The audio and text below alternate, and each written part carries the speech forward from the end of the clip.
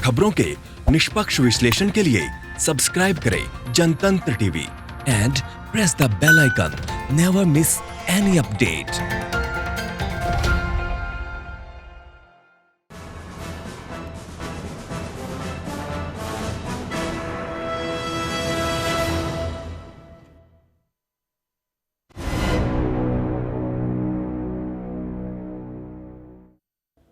नमस्कार, आप देख रहे हैं आज का मुद्दा। मैं हूं आपके साथ दीपाली। देश में जहां एक तरफ अर्थव्यवस्था की हालत खराब है तो वहीं असुविधाजनक सवालों का सामना करने में प्रधानमंत्री मोदी, उनकी सरकार, पार्टी और समर्थक सीधा जवाब देने में कतरा रहे हैं।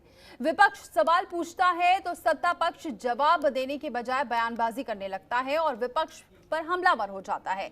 यही हाल भारत चीन विवाद को लेकर भी हो रहा है। विपक्ष पूछता है कि क्या भारत की जमीन पर चीन का कब्जा है, तो सत्ता में बैठे लोग पंडित नेहरू को लेकर सवाल करने लगते हैं, लेकिन मसले का हल कोई नहीं निकाल पा रहा है। ऐसे में सवाल यह है कि हमें इतिहास के सबक लेने की जरूरत है या फिर इतिहास को कोसने की।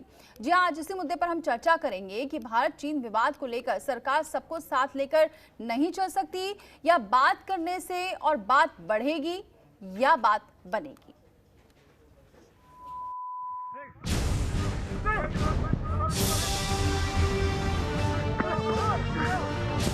चीन के साथ सीमा विवाद पर विपक्ष सरकार पर हमलावर है। इस बीच कांग्रेस के पूर्व अध्यक्ष राहुल गांधी ने लद्दाख में गतिरोध को लेकर फिर सवाल किया कि क्या चीन ने भारतीय जमीन पर कब्जा किया है।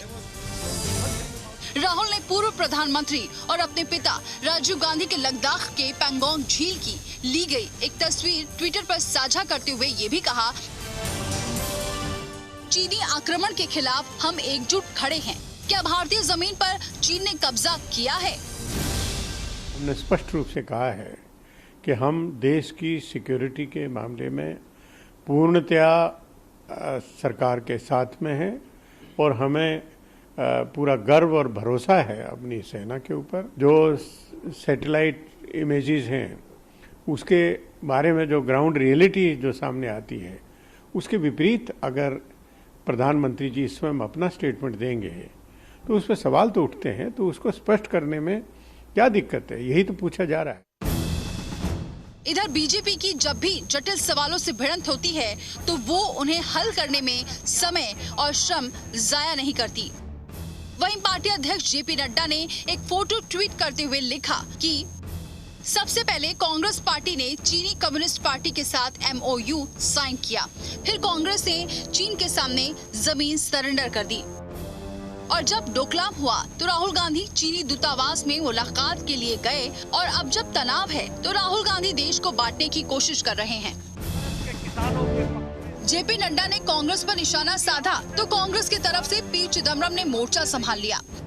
चिदम्बरम ने ट्वीट करते हुए सवाल किया कि क्या जेपी नड्डा आज के प्रधानमंत्री से पूछेंगे कि 2015 के बाद से चीन ने 2264 बार घुसपैठ की है। मुझे यकीन है कि उनकी ये सवाल पूछने की हिम्मत नहीं होगी। चीन से विवाद के बाद राजनीति का बाजार गर्म है। विपक्ष लगातार सवाल उठा रहा है तो बीजेपी जवाहरलाल नेहरू को इसके लिए जिम्मेदार ठहरा रही है। ऐसे में सवाल ये उठता है कि आज के इस तनाव के लिए नेहरू को जिम्मेदार मानते रहें या इतिहास को कोसते रहें। विपक्ष सवाल पूछता है तो सत्ता पक्ष भड़क जाता है। ऐसे में सरकार को चाहिए कि वो सबके साथ एकजुट होकर चले और मिल बैठकर एक कारगर रणनीति बनाए जिससे मसले को हल किया जा सके। जुबैर खान के साथ ब्यूरो रिपोर्ट, जनतंत्र टीवी।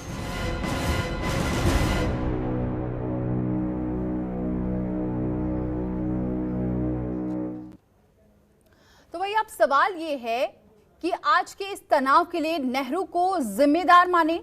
क्या वाकई चीन हमारी जमीन पर हो रहा है काबिज? इसके अलावा जनतंत्र टीवी के एक और सवाल यह भी है कि यहां पर इतिहास से सबक लें या इतिहास को कोसते ही रहें। इसके अलावा एक और सवाल यह है कि क्या एक साथ मिलकर नहीं बना सकते कारगर रणनीति?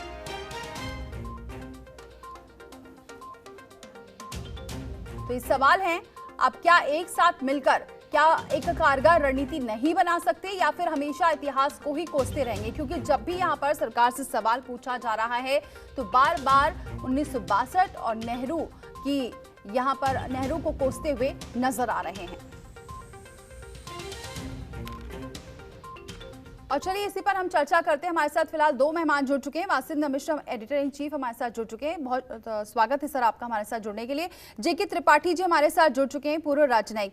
बहुत स्वागत है जेके त्रिपाठी जी आपका भी हमारे साथ जुड़ने के लिए। सबसे पहले वासिंद जी, जिस तरीके से विपक्ष लगातार सवाल उठा रहा है, क्या लगता है ये गलत समय है, गलत समय पर ये सही सवाल उठा रहा है, या फिर जो सवाल उठा रहा है बार बार विपक्ष, उसका जवाब देने के बजाय बार बार क्यों इतिहास में जा रहे हैं और हम प्रेजेंट की बात क्यों नहीं कर रहे हैं? देखिए, आपके पहले सवाल का जवाब ये है कि विपक्ष अगर सही वक्त पर सवाल नहीं पूछेगा तो सरकार में बैठे हुए लोगों को जागरूक कौन करेगा, उनको आगाह कौन करेगा। इसलिए विपक्ष की जिम्मेदारी होती है लोकतंत्र में कि अगर सरकार में बैठे हुए लोग सही काम नहीं कर रहे हैं, जिन संविधान की कसम खा के वो आए हैं वो उसके मुताबिक अगर सरकार नहीं चल रही है तो लोकतंत्र में विपक्ष का ये दायित्व बनता है कि उस सरकार को आगाह करे, सरकार से सवाल पूछ के उसको सही रास्ते पर चलने के लिए विवश करे। और विपक्ष यही कर रहा है, इसमें कहीं से कोई गलत चीज़ मेरी समझ से नहीं है। रही बात दूसरी, तो उसके बारे में अगर हम इतिहास की बात करते हैं तो इतिहास सिर्फ 1962 तक ही नहीं है, और न 1962 में शुरू हुआ 1962 में ख़त्म हो गया। 1962 के बाद भी कई मौके ऐसे आए जब उस समय की सरकारों ने या उस समय के प्रधानमंत्रियों ने चीन को शिकस्त दी है। इतिहास में ही तमाम वे आंकड़े दर्ज हैं, वे दस्तावेजी सबूत मौजूद हैं जिसमें कहा जाता है कि इंदिरा गांधी के टाइम में चीन को 2 बार शिकस्त खानी पड़ी थी, और राजीव गांधी के टाइम में भी, जब राजीव गांधी प्राइम मिनिस्टर थे तो चीन ने कोशिश की थी, लेकिन उनको चीन को पीछे हटना पड़ा था भारत के दबाव में, उस समय के प्रधानमंत्री के कूटनीतिक योग्यता के दबाव में। तो इसलिए महज एक घटना को लेके और सभी बुराइयों के लिए और अपने सभी विफलताओं के लिए पंडित नेहरू को कोसना ये कहीं से मुनासिब नहीं है। पंडित नेहरू के चलते ही आज भारत जिस रूप में दिखाई दे रहा है वो पंडित नेहरू की ही देन है। उसकी आधारशिला पंडित नेहरू ने ही रखी थी। लेकिन हम अपनी जवाबदेही से बचने के लिए, हम अपनी जिम्मेदारी से बचने के लिए और हम अपनी विफलता छिपाने के लिए सिर्फ पंडित नेहरू को जिम्मेदार ठहराते रहें, ये मुनासिब नहीं है, जहां तक मैं मानता हूं। जी जेके त्रिपाठी जी, आपको क्या लगता है जो मौजूदा दौर में पंडित नेहरू की जो विदेश नीतियां हैं वो कितनी प्रासंगिक लगती हैं आपको? देखिए, पंडित नेहरू की विदेश नीति उस वक्त के लिए जब पंडित नेहरू जिंदा थे या जिस वक्त हमारा देश आज़ाद हुआ था उस समय के लिए काफ़ी प्रासंगिक थी। दो ध्रुवों में बटा हुआ था पूरा संसार, जो कि एक कैपिटलिस्ट और एक कम्युनिस्ट, रशिया के नेतृत्व में और अमेरिका के नेतृत्व में, और दोनों देश एक दूसरे को बहुत ही संशय की दृष्टि से देखते थे। और यही थी उस वक्त की हालत कि या तो आप इधर हैं या उधर हैं, अगर आप दोनों में से किसी और नहीं है तो आप निकम्मे। ऐसी हालत में पंडित नेहरू ने नॉन अलाइनमेंट का नारा दिया, गुट निरपेक्ष नीति बनाई, वो बहुत अच्छी साबित हुई। गुट निरपेक्षता रखते हुए भी उन्होंने दोनों गुटों से भारत के आर्थिक विकास के लिए सहायता मांगी, और वो सहायता मिलेगी। जितने आप बांध देख रहे हैं, जितने आप पावर हाउस देख रहे हैं पुराने, जितने आप IITs देख रहे हैं, ये सारे रूस, अमेरिका, ब्रिटेन और जर्मनी के साझे से, यानी दोनों ग्रुप के साझे से बने हैं। तो ये तो ठीक था, डोमेस्टिक पॉलिसी के लिए बहुत अच्छा था। वहाँ गलती उनसे क्या हो गई कि नेहरू जी एक बहुत अच्छे स्वप्नदृष्टा राजनीतिज्ञ थे, एक बहुत अच्छे स्टेट्समैन थे, लेकिन बहुत अच्छे कूटनीतिज्ञ नहीं थे। अनफॉर्चुनेटली कई बार ऐसा होता है कि स्वप्नदृष्टा कूटनीतिज्ञ नहीं होते। जो आइडियलिस्ट होते हैं वो ये सोचते हैं कि संसार इस तरह से होना चाहिए, लेकिन कूटनीतिज्ञ जो होते हैं वो उस संसार में रहकर काम करते हैं जो ऐसा है, जैसा प्रेजेंटली है।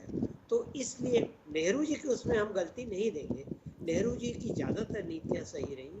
एक दो नीतियाँ, पाकिस्तान का मामला सुरक्षा परिषद में ले जाने का और चीन के बारे में जरूरत से ज़्यादा आश्वस्त रहने की उनकी गलती थी।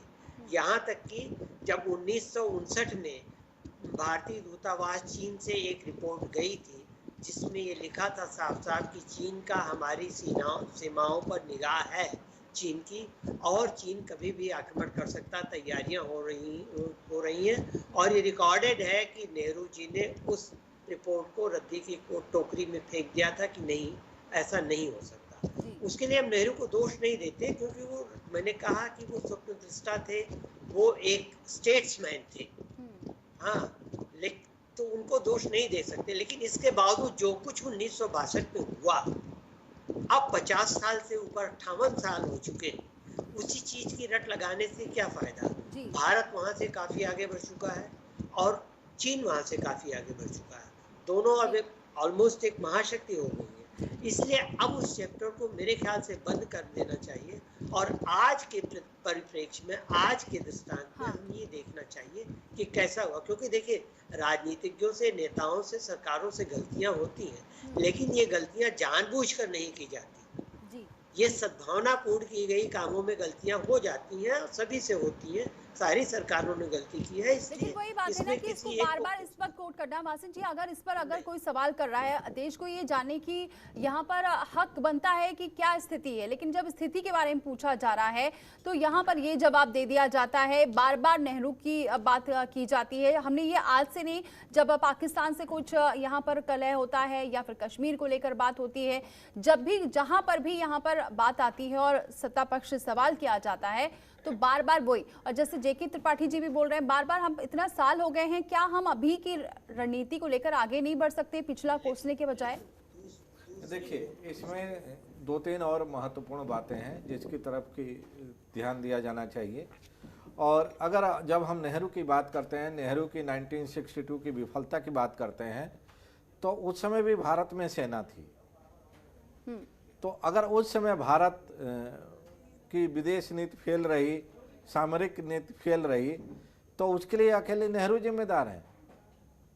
और आज अगर हम एक बार फिर विफल दिखाई दे रहे हैं और हमारे बॉर्डर पर चाइनीज इंट्रूजन और इन्फिल्ट्रेशन साफ तौर पर दिखाई दे रहा है, तो उसके लिए मौजूदा पॉलिटिकल लीडरशिप फेल्योर नहीं है। तो एक ही तरह के केस में, एक ही तरह के मामले में अगर 1962 में हमारा ही फेल्योर है और उसके लिए उस समय की पॉलिटिकल लीडरशिप जिम्मेदार है, तो क्या आज की तारीख में जो फेल्योर है उसके लिए हमारी आज की पॉलिटिकल लीडरशिप जिम्मेदार नहीं है?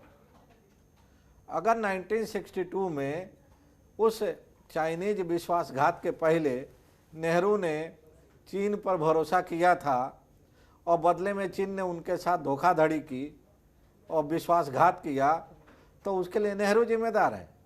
लेकिन अगर 6 वर्षों में 18 बार आज की पॉलिटिकल लीडरशिप चीन के लीडरशिप से मिल चुकी है और उसके बाद बदले में चीन बार बार विश्वासघात कर रहा है, और जैसा कि पी चिदम्बरम का भी ट्वीट हम लोगों ने अपने दर्शकों को दिखाया कि 2015-16 के बाद 2000 से ज़्यादा बार चीन ने घुसपैठ की है भारतीय सीमा के अंदर अलग अलग क्षेत्रों में जी।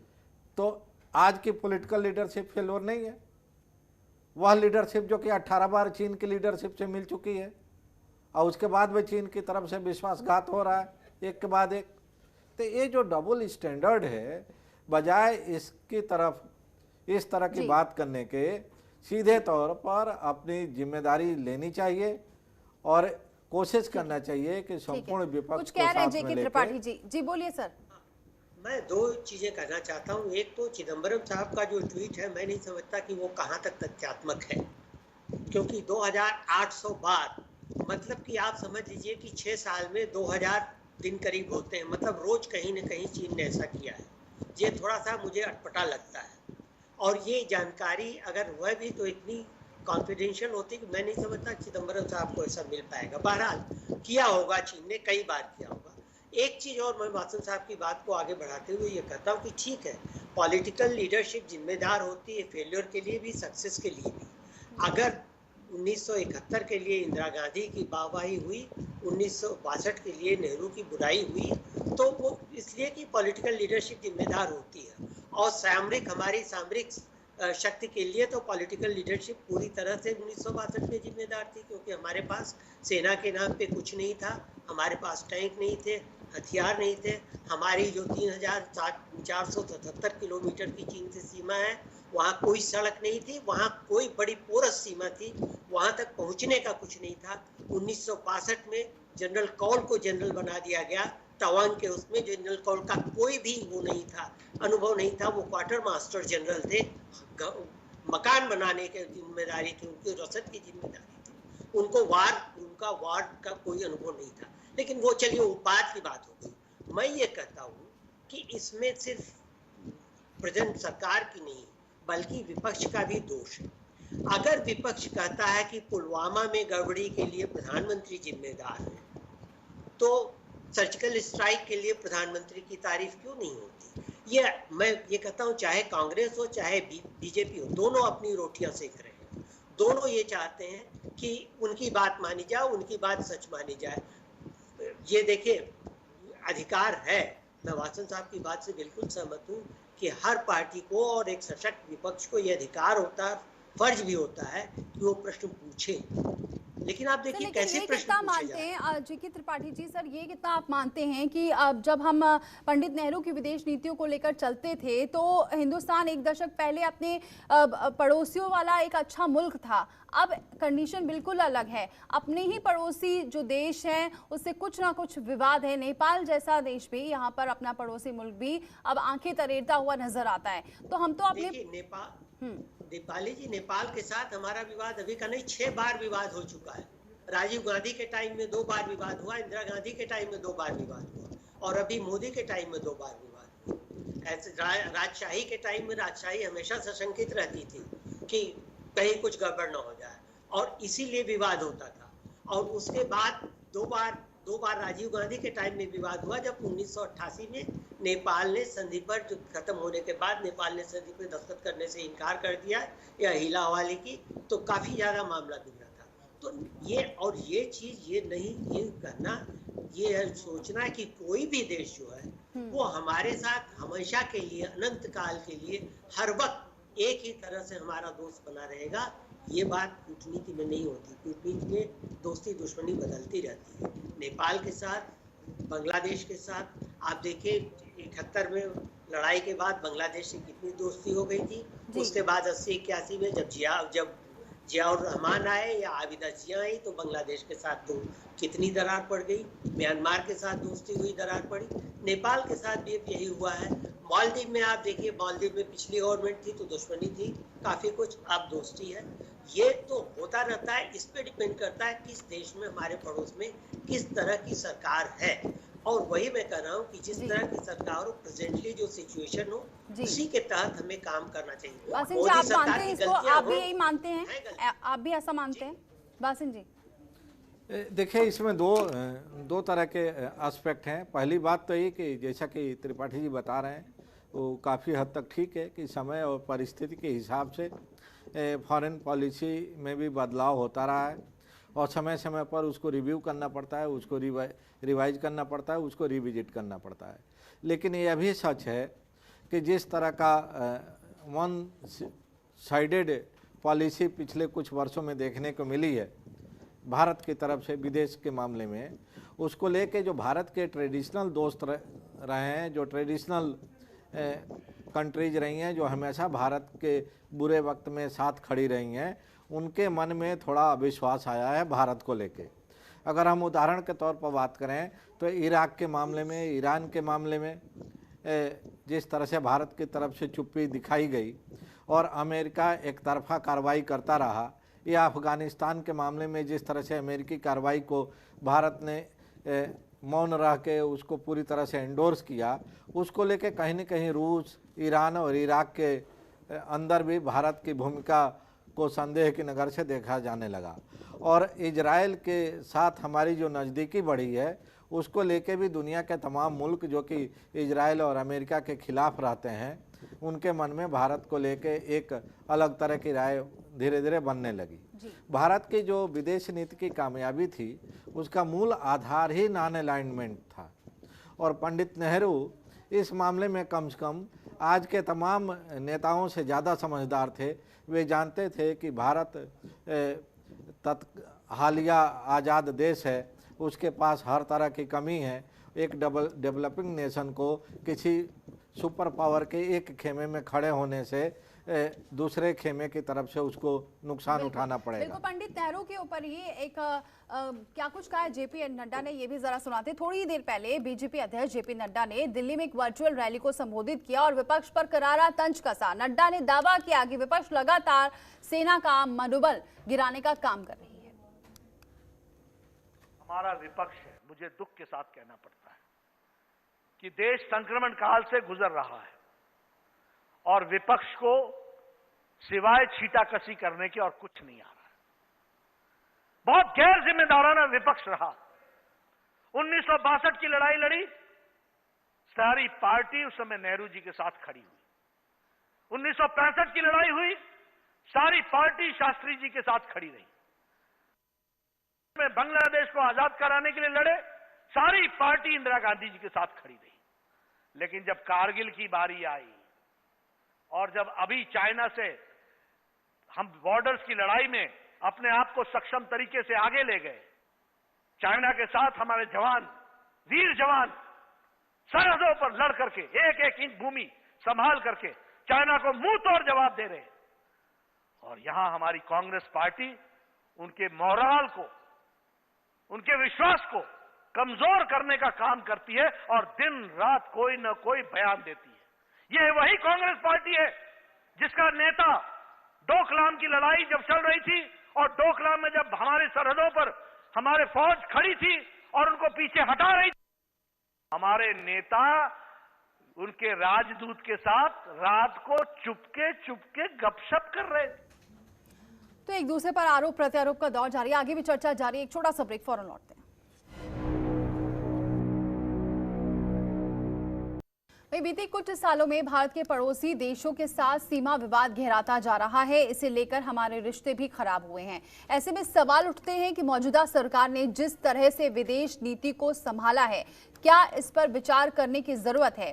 LAC पर अपने 20 जवानों की शहादत, नेपाल का एक तरफा नक्शा बदल लेना और भारत पाकिस्तान की सीमा पर लगातार तनाव बना रहना, ऐसा एक साथ पहले कभी नहीं हुआ। देश में बीजेपी की अगुवाई वाली सरकार के बाद से विदेश नीति में फर्क नजर आ रहा है।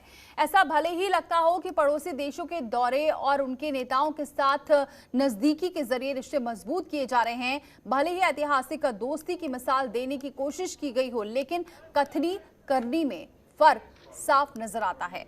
भारत कभी विस्तारवादी नीतियों का पक्षधर नहीं रहा, लेकिन अपने एक्शन और बयानबाजी के जरिए कई बार इस तरह के मैसेज देने की कोशिश की गई जिससे भारत के पड़ोसी देशों को असहज कर दिया।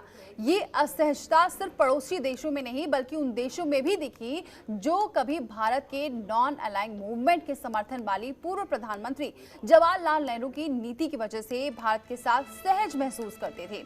इसकी वजह अमेरिका के साथ नजदीकियां तो है ही, साथ ही अमेरिका के कुछ चुनिंदा देशों के विरोध वाली कार्रवाई पर भी खामोशी भी है। चाहे फिर ये इराक के खिलाफ अमेरिकी कार्रवाई हो या फिर ईरान के खिलाफ, भारत इस पर चुप्पी साधे रहा। इराक मिडिल ईस्ट के उन रिश्तों में शामिल है जिसके साथ भारत ने 1947 में सबसे पहले राजनयिक संबंध बनाए थे। एक तरफ अमेरिका भारत पाक मसला हो या फिर भारत चीन के बीच बिगड़ते संबंध हो, हर मामले में बिना बुलाए मध्यस्थता के लिए तैयार हो जाता है। तो दूसरी तरफ भारत है जिसने अमेरिका से नजदीकियां बढ़ाने की होड़ में अपने टाइम टेस्टेड दोस्तों के खिलाफ अमेरिकी कार्रवाई पर भी चुप्पी नहीं तोड़ी है। ऐसे में वर्तमान हालात में भारतीय विदेश नीति में ना तो स्पष्टता दिखती है और ना ही मजबूती।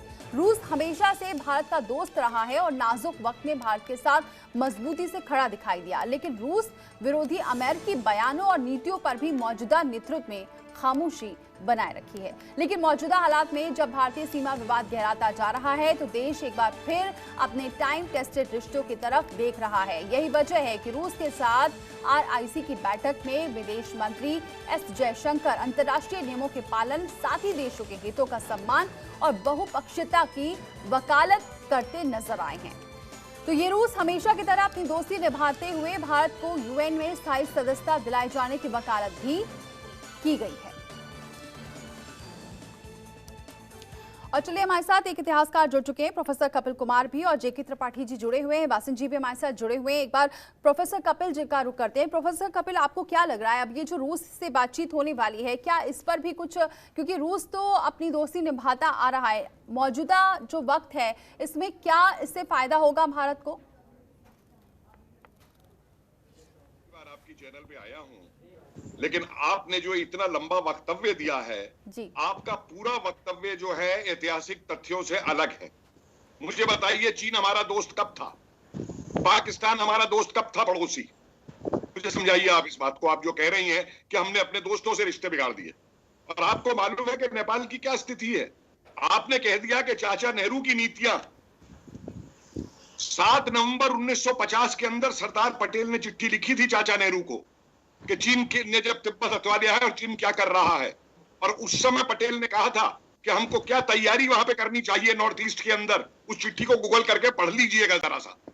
और क्या चाचा नेहरू ने किया था उस समय? तिब्बत को चीन ने हत्या लिया, क्या किया? और अकासाई चीन को जब चीन ने लिया लद्दाख को, तो मालूम है पार्लियामेंट में चाचा नेहरू का क्या स्टेटमेंट था? चाचा नेहरू ने कहा था कि चीन ने लद्दाख के उन हिस्सों पे कब्जा कर लिया है जिन पे घास का तिनका तक नहीं उगता। और महावीर त्यागी थे MP सहारनपुर से पार्लियामेंट के अंदर, जिन्होंने कहा था कि मेरे सिर पे भी बाल नहीं है, आपके भी सिर पे बाल नहीं है, तो क्या हम अपने बालों को काट दे? तो मेहरबानी करके जब आप लोग एंकरिंग करते हैं तो गूगल का इतिहास मत पढ़िए, वायर का इतिहास मत पढ़िए, न्यूयॉर्क टाइम्स का इतिहास मत पढ़िए। घुसपैठ की गई है, उसका क्या जवाब है? सर एक मिनट, मैं यहाँ पे हम ये कोई किसी पे आरोप नहीं लगा रहे सर, सिर्फ बातचीत हो रही है और उसी पर इतिहास। लेकिन एक मिनट कपिल जी, आप बताइए, इस 170 बार घुसपैठ हुई है, कपिल जी 170 बार घुसपैठ हुई है, क्यों स्थिति नहीं क्लियर कर रही है सरकार? आप इस पर जवाब दीजिए। एक तथ्य को भी काटिए, आप मेरे तथ्य को काटिए। मैं आपके तथ्यों को काटने बैठी भी नहीं हूँ, मुझे आपके तथ्यों को काटना भी नहीं है। आप मेरी बात बताइए, एक मिनट, या तो आप ही बोल लीजिए या मैं बोल लूं। कपिल जी मेरी आवाज आपको मिल रही है? जी मिल रही। हम लोग चिल्ला के तो बात कर नहीं रहे, तो आप चिल्ला के क्यों बात कर रहे हैं?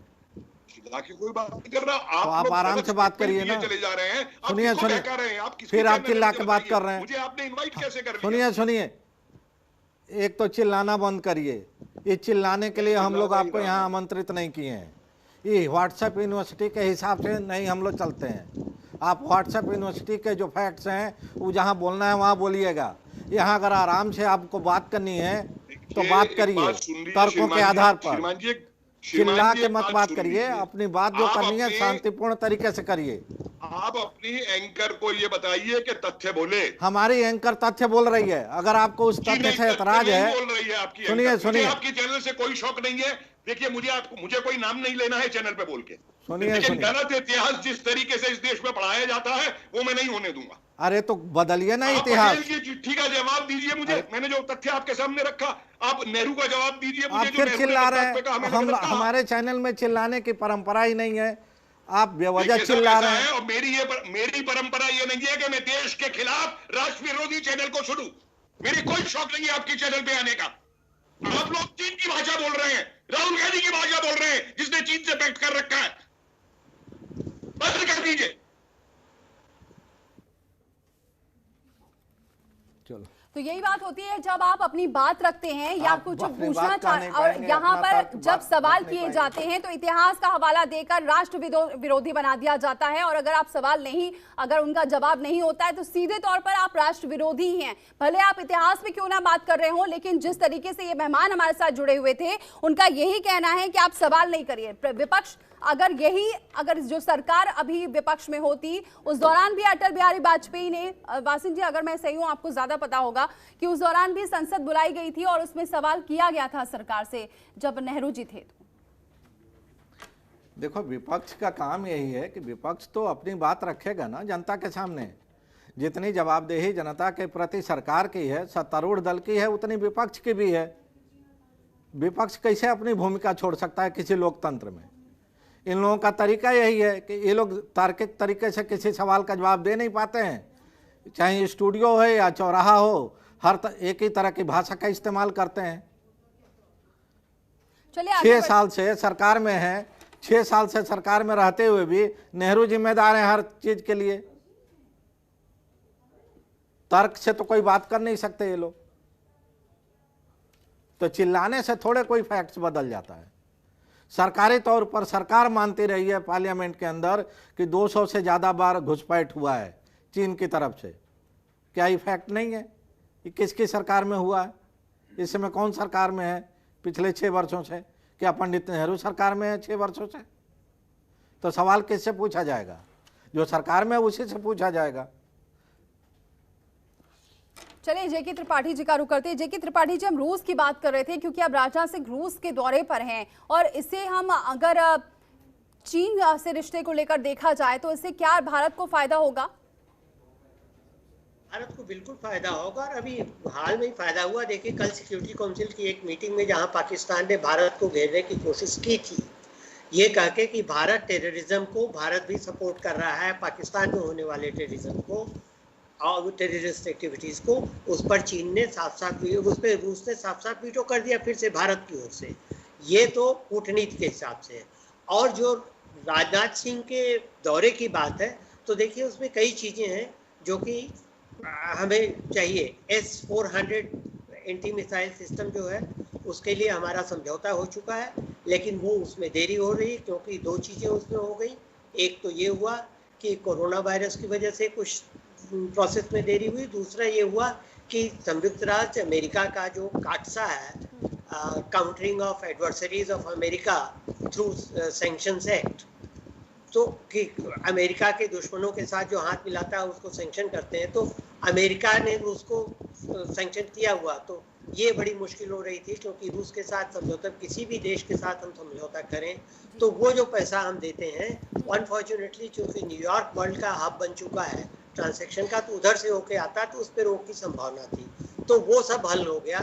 तो वो उसके लिए S-400 के लिए, क्योंकि दुनिया में रूस के अलावा खाली चीन के पास S-400 है, रूस से लिया गया और हमारे पास होना बहुत जरूरी है। MiG-29 के लिए, उसके बाद सुखोई 30 के लिए, उसके बाद T-90 टैंक्स के लिए, उसके बाद ये 203 गन्स के लिए, इन सब के लिए के क्लास पनडुब्बी और उसके स्पेयर पार्ट्स के लिए, सबके लिए हमें 60% से ज़्यादा रूस के हमारे पास हथियार हैं तो उसकी ज़रूरत होती है। तो वो जल्दी हमारे पास हो, ये चीज़ बहुत बड़ी है। और अभी हाल में ही रूस ने अपने ही एक डायरेक्टर के, एक बड़े साइंटिस्ट को जो आर्कटिक साइंटिस्ट इंस्टीट्यूट के चेयरमैन थे, उनको पकड़ा है चीन के लिए जासूसी करते हुए। उससे लेकर के रूस के मन में चीन के लिए भी थोड़ी सी शंका और पैदा हो गई है। तो अभी रूस का हमें साथ बहुत जरूरी है और रूस भी ये जानता है, रूस भी हमारे साथ है क्योंकि अमेरिका को काउंटर करने के लिए भारत को भी शक्तिशाली देश देखना चाहता है। और एक चीज मैं और कहूँगा, मैं वासन जी की इस बात से सहमत हूँ कि नेहरू जी की नॉन अलाइनमेंट की नीति बहुत सही थी। अब हम वो नीति से अलग हो गए, इसलिए अलग हो गए हैं कि नॉन अलाइनमेंट उस वक्त की जरूरत थी जब कोल्ड वार का टाइम था, जब 1984-85 में कोल्ड वार खत्म हो गया, जब 2 शक्तियां नहीं रही, एक ही रही, वो संयुक्त राज्य अमेरिका। तो नॉन अलाइन की अब कोई वो नहीं है। और अब चीन के साथ मिलने के बजाय नेचुरल है कि हमें अमेरिका के साथ मिलना ज़्यादा आसान होगा। अगर रूस के साथ हमारी दोस्ती, बहुत पुरानी दोस्ती नहीं तो भी थोड़ी कम भी हो, तो भी आप देखिए, जैसे मैं कह रहा था कि समय के साथ, परिस्थितियों के साथ दोस्ती बदलती है। पहले हमारी अमेरिका के साथ ऑलमोस्ट दोस्ती नहीं थी, 71 में अमेरिका ने हमें धमकी दी थी, 7वां बेड़ा भी ले आया था, लेकिन अब अमेरिका के साथ हमारी दोस्ती है। पहले इजराइल को हमने मान्यता नहीं दी थी, अब इजराइल के साथ है। तो समय और परिस्थितियों के साथ दोस्त बदलते रहते हैं, दोस्ती कम या ज़्यादा होती रहती है, इसमें हमें वो नहीं होना चाहिए। लेकिन हाँ, मैं एक बात ही मानूंगा कि सरकार को भी जवाब देना चाहिए कुछ सवालों का, हर सवाल का नहीं। क्योंकि हर सवाल जो विपक्ष पूछ रहा है मेरे ख्याल से सारे सवाल प्रासंगिक नहीं, कुछ बड़े ही बेतुके सवाल होते हैं। त्रिपाठी जी, हाँ त्रिपाठी जी, हम आपके सामने जेपी नड्डा का अभी जो हम लोग बयान चलाए थे, वो गलत है, वो जो गलत है। एक वर्चुअल रैली में जेपी नड्डा बोल रहे थे, उसकी मैं निंदा करता हूँ पूरी तरह से। आप देखिए ना, जेपी नड्डा जो बोल रहे हैं, अगर उसको बिटवीन द लाइन देखा जाए तो वही बातें कांग्रेस पार्टी भी सरकार से पूछ रही है। एक तरफ जेपी नड्डा कह रहे हैं कि कांग्रेस पार्टी सवाल क्यों पूछ रही है, दूसरी तरफ जेपी नड्डा कह रहे हैं कि ढोकलम में हमारे सैनिक चीनी सैनिक से लड़ रहे थे। जब उस समय विपक्ष सरकार से सवाल पूछता था तो सरकार कहती थी कि नहीं, ढोकलम में कोई घुसपैठ नहीं हुआ है। तो अगर ढोकलम में घुसपैठ नहीं था तो चीनी सैनिक से भारतीय सैनिक लड़ कहाँ रहे थे? नहीं, दूसरा त्रिपाठी जी, दूसरी बात एक और हम कह लें, हम जेपी नड्डा की ही बात से सवाल बना रहे हैं। जेपी नड्डा एक तरफ तो कह रहे हैं कि गलवान घाटी में जो है हमारे सैनिक बड़ी बहादुरी से लड़ रहे हैं, अब प्रधानमंत्री कह रहे हैं कि नहीं, कोई घुसा ही नहीं है, ना कोई घुसेगा। तो किसकी बात सच माना जाए? तो विपक्ष तो आपने देखा PP1 से PP14 तक 14 पॉइंट में जो पेट्रोलिंग पॉइंट है 1 से 4 तक भारत का था और 8 से आगे चीन का था। 4 से 8 तक जो है वो न्यूट्रल एरिया होती है। यही चीज शायद कांग्रेस भी नहीं समझ पा रही कि दोनों देशों की सीमाएं जहां होती हैं, बस ये नहीं होता तुरंत से सीमा शुरू हो जाती है, एक नो मैंस लैंड होता है।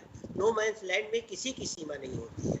इसीलिए ये निर्णय किया गया था लद्दाख के लिए भी, गलवान के लिए भी, कि 200 मीटर दूर रहेंगी दोनों सेनाएं एक दूसरे से, उससे वो उतना नो मैंस लैंड होगा। अब नो मैंस लैंड में अगर घुसपैठ होती है तो वो आपके अपने देश की सीमा में नहीं है या दूसरे देश में नहीं होती है। और एक चीज ये भी जो कहा जा रहा है कि 200 बार या 270 बार, घुसपैठ और घुसपैठ की कोशिश में बड़ा फर्क होता है। घुसपैठ की कोशिश करने का मतलब घुसपैठ नहीं होता है। इस सब के बावजूद मैं नड्डा साहब के बयान की निंदा करता हूँ। जिस तरह से उन्होंने बयान किया वो निंदा योग्य है। इसी के साथ साथ कांग्रेस का भी कई बयान निंदा योग्य है, जिसमें उन्होंने बेसिर पैर के सवाल पूछे हैं। सवाल पूछिए, सही सवाल पूछिए और सरकार को जवाब देने के लिए विवश कीजिए, क्योंकि अगर सरकार नहीं जवाब देती है तो उखाड़ दें। सर, यहाँ पर सरकार को जवाब देने में विवश क्या करें? यहाँ पर तो सीधे राष्ट्रद्रोह का मामला, राष्ट्रद्रोही कहलाते हैं अगर कोई भी सवाल करता है। बहरहाल आगे भी हम चर्चा करेंगे, बने रहिए सर हमारे साथ। एक छोटा सा ब्रेक, फौरन लौटते हैं। वही राहुल गांधी के एक और ट्वीट की बात करते हैं। सीमा विवाद को लेकर राहुल गांधी ने एक बार फिर से एक और ट्वीट किया है। उन्होंने लिखा है कि चीन ने हमारी जमीन ली, भारत इसे वापस लाने के लिए बातचीत कर रहा है। चीन का कहना है कि ये भारतीय भूमि नहीं है। पीएम ने सार्वजनिक रूप से चीन के दावे का समर्थन किया है। पीएम चीन का समर्थन क्यों कर रहे हैं और वो भारत और सेना का समर्थन नहीं कर रहे हैं? ये राहुल गांधी ने एक और ट्वीट किया है कि वो पीएम चीन का समर्थन कर रहे हैं और भारत और सेना का समर्थन नहीं कर रहे हैं। जेके त्रिपाठी जो वासिन जी हमारे साथ बने हुए। जेके त्रिपाठी जी, ये बार बार क्यों आ रहा है? कभी ये कहा जा रहा है बीजेपी की तरफ से कि राहुल गांधी चीन का समर्थन कर रहे हैं और दूसरी तरफ राहुल गांधी अलग ट्वीट कर रहे हैं। इस बार ये स्थितियां बिल्कुल इतनी स्पष्ट क्यों नहीं हो पा रही हैं और इसी को लेकर जनता के मन में भी अब सवाल उठने लग रहे होंगे कि आखिर स्थिति क्या है? देखिए, मैं ये कहूंगा कि ये हालत इसलिए हुई कि देश की दोनों बड़ी पार्टियां अपने अधोगति को पहुंच गई। मुझे इस बात को कहने में कोई गुरेज नहीं होगा कि दोनों पार्टियों में कोई भी ऐसा नहीं है जो कायदे की बात सोच सके। नड्डा साहब एक और ऐसा कहते हैं, राहुल गांधी इधर ये कह रहे हैं। अब राहुल गांधी को कहां से, अगर राहुल गांधी को ये पता लगा है कि यहाँ चीन ने हमारी सीमा में हमारी जमीन हथियाई है, तो बताएं कितनी जमीन हथियाई है राहुल गांधी के अगर पास ऐसा तंत्र है तो। दोनों की दोनों पार्टियां बिलो द बेल्ट जा करके एक दूसरे पे प्रहार कर रही हैं और यही हालत इस देश में, यही हालत सबसे ज्यादा विनाशकारी सिद्ध होगी। मैं चेतावनी देता हूँ, चाहे बीजेपी हो, चाहे कांग्रेस हो, चाहे कतिपय और पार्टियां हो जो कि बस अपनी रोटियां सेक रहे हैं। देखिए सर, ये जो आंकड़े कह रहे हैं एलएसी पर, जो अभी तक हालात हैं फिलहाल, जो बताया जा रहा है कि 2020 के पहले 4 महीने में 170 बार घुसपैठ हुई, फिर 130 मामले लद्दाख के थे 2019 में 4 महीने। ये बताया गया घुसपैठ हुई, घुसपैठ की कोशिश हुई। ये देखिए, सर घुसपैठ की कोशिश भी हुई है और घुसपैठ भी लगातार हुई है, और ये एक महीने की जो बात हो रही है, एक महीने का भी सुनिए, कोशिश और घुसपैठ में बहुत फर्क होता है जी। कोशिश की जाती है कि जब आप नो मैंस लैंड में होते हैं वहां से अगर आप सीमा में आना चाहें। घुसपैठ ये होती है कि आप ऑलरेडी हमारी सीमा में आ गए, वो घुसपैठ होती है। ये परेशानी है समझने में जी। इसलिए पहले इसको देखिए। मैं आप नहीं जानता कि मैं आप किस पार्टी को समर्थन कर रही हूँ, लेकिन मैं दोनों में से किसी पार्टी की ओर नहीं हूँ। मैं दोनों को ही बेकार की और नाकारा पार्टी मानता हूँ, जो कि सिर्फ अवसरवादिता को जन्म दे रही है। जी त्रिपाठी जी, इस समय एक और चल रही है कवायद, आपने देखा होगा सोशल मीडिया पर। दोनों पार्टियां जो हैं, मतलब राहुल गांधी कह रहे हैं कि चीन तारीफ कर रहा है मोदी की, मोदी कह रहे हैं कि राहुल गांधी चीनी राजदूत से मिलते हैं, इससे कह रहे हैं। यानी मेरे समझ में नहीं आता, अगर चीन दोनों की ओर, दोनों से इतना हबी-डबी है तो फिर परेशानी क्यों हो रही है? त्रिपाठी जी, ये नहीं समझ में आता कि पक्ष और विपक्ष दोनों से चीन का समान रूप से बड़ा प्रेम व्यवहार बना हुआ है। त्रिपाठी जी, एक और चीज़ें देखने को मिल रही है, एक और चीज़ देखने को मिल रही है इस समय राजनीति में, कि जब एक तरह से हम कहते हैं कि मुद्दों की कमी हो जाती है तो लोग एक दूसरे पर छिटाकशी ज़्यादा तेज कर देते हैं। जैसे कि आप भी कह रहे हैं कि बिलो द बेल्ट बातें हो रही हैं दोनों तरफ से, और ये बहुत ही अशोभनीय है। मैं आपको एक और जानकारी आपसे शेयर, आपका नाम लेते हैं जी, मैं एक और जानकारी आपसे शेयर कर रहा हूँ, शायद आपकी भी नज़र पड़ी होगी। आजकल सोशल मीडिया में रोज़ अलग अलग विषयों पर पुराने यूट्यूब से बाइट निकाल के चलाए जा रहे हैं। 2014 के पहले जितने बयान विदेश नीति के बारे में, अर्थव्यवस्था के बारे में, पेट्रोल के दामों में महंगाई के वजह से बीजेपी के नेता दिया करते थे, चीन के बारे में, उन सभी बयानों को अब कांग्रेस पार्टी दोबारा रीट्वीट कर रही है, दोबारा सोशल मीडिया पर डाल रही है और बीजेपी के नेताओं से सवाल पूछ रही है कि जब आपने 2014 के पहले ये बात कही थी तो आज अब आपका स्टैंड क्यों बदल गया है। और बदले में बीजेपी के लोग 2008 का वो जिक्र कर रहे हैं जिसमें राहुल गांधी और चीन की कम्युनिस्ट पार्टी के बीच में एक एमओयू साइन होने की खबरें दिखाई जा रही हैं।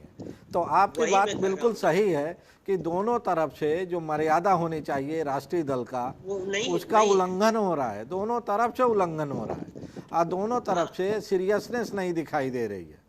जिस लेवल पर सत्तारूढ़ दल गिर के बात कर रहा है, उससे उसी तरह से उसी लेवल पर गिर के प्रमुख विपक्षी पार्टी की तरफ से बातचीत हो रही है और ये सचमुच देश के लिए दुर्भाग्य है, दुर्भाग्यपूर्ण है और देश के भविष्य के लिए भी दुर्भाग्यपूर्ण है अगर यही रवैया बनी रही।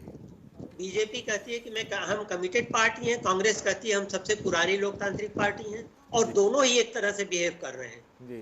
अगर किसी पार्टी से पूछो कि आप ऐसा क्यों कर रहे हैं तो कहते हैं दूसरा ऐसा क्यों कर रहा है, दूसरा ऐसा कर रहा है इसलिए।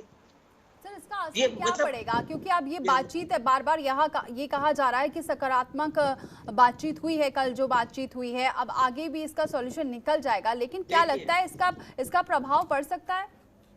देखिए, मैं ये कहना चाहता हूँ, आपको आश्वस्त कर देना चाहता हूँ कि चीन के साथ फुल फ्लेज वॉर नहीं होगा, इसकी कोई संभावना नहीं है। ये हम भी जानते हैं और चीन भी जानता है। चीन पिछले 1962 के बाद से कई बार हमको टटोलता रहा है, जैसा कि वातन साहब ने पहले बताया, नाथुला में, मेजरला में, जीपला में और आखिर में डोकला में, और अब यहाँ टटोलता रहता है कि हमारी सैन्य तैयारी कैसी है, सैनिक तैयारी कैसी है, सैनिक सन्निधता कैसी है।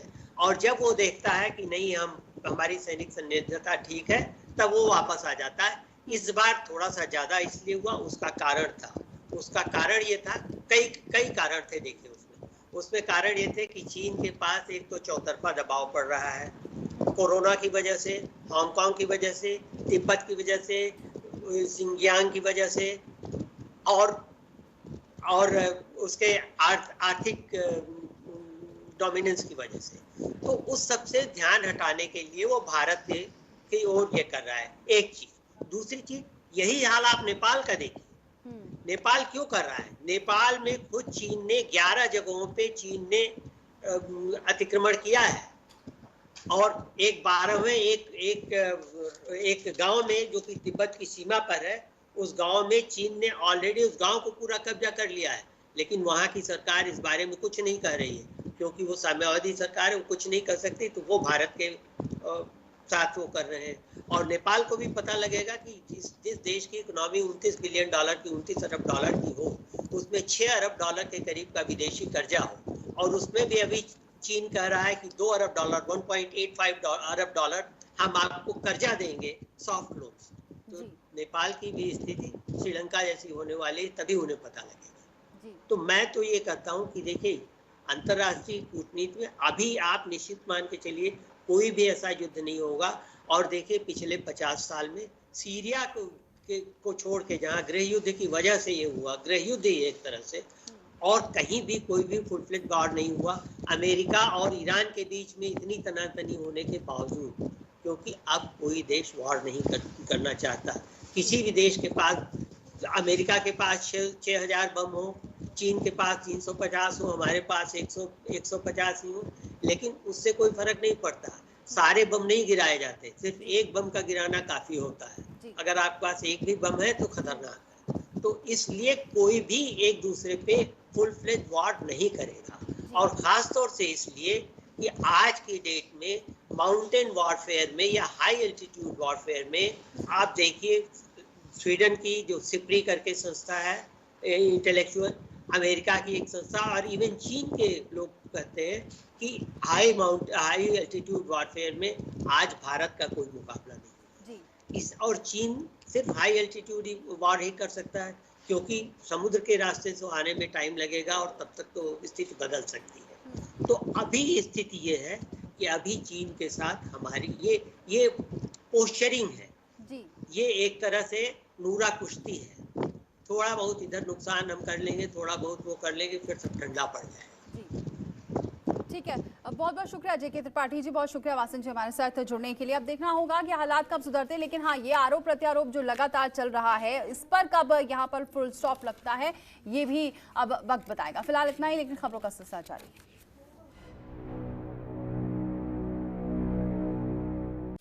खबरों के निष्पक्ष विश्लेषण के लिए सब्सक्राइब करें Jantantra TV and press the bell icon. Never miss any update.